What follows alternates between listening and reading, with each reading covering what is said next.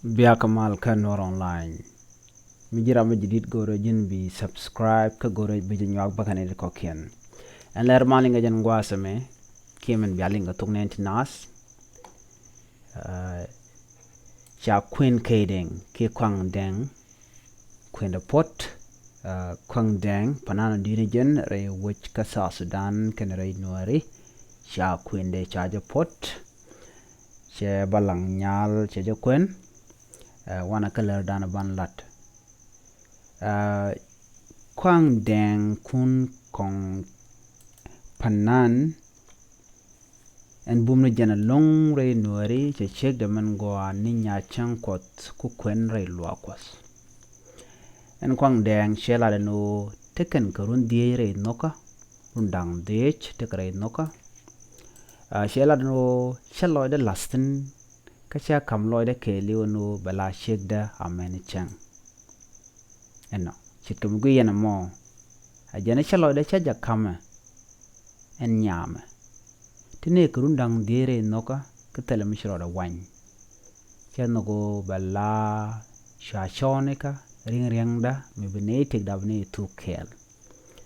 shela do en ya jaro da kanok da ke nya shang kot nyam konyal ken nyam nasno bila shek da men chamme kacha gorno betek da tu kaja kel en tama Kdenk chala gwandwar meteke ching loy nene tungwan chete salong kamen chamek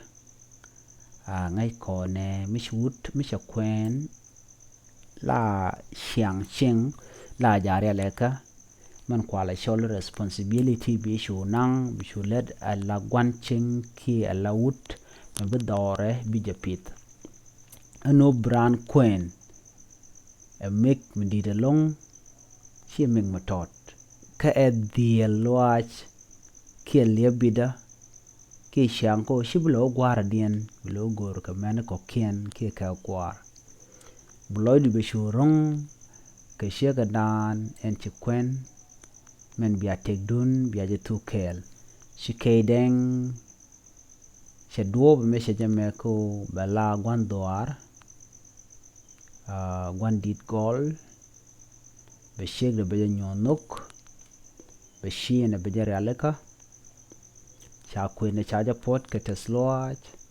niga gwase dane cha jane go shi Kdenk cha wi de bon re lwa kos ke 7 advantage shala do shiana sharo da ger shelang wor lajen Kdenk dane ngash kana wal shi Kdenk che tik de che ger ala tek mudungwa mishi muatik mjek Kuën Kdenk kun kong panan no kelong anas shi Kuën de she wo gwa gente ke turne nyinga ti las ke social media ke Facebook shumani YouTube gwa da dana Kuën balang ki shek de man gwa ne jen ni nya chankot Läär me jen Läär dan di yen lingo shi Kdenk ke Kuën ti loy na tetes ka ko dorien kamal ban le liang ka Kdenk ka konin te won yam anu jeke di mi pai Kuën la ro do jeki mi shegri ben cheng laro do ajekidi ngum laro da gere teke do ke ngum shiro da gere ka jantama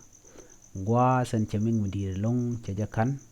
gwa san chaje boy lo kos makana mo bointen ke kana mo chongten gwa dan Kuën sheg nyam ne dial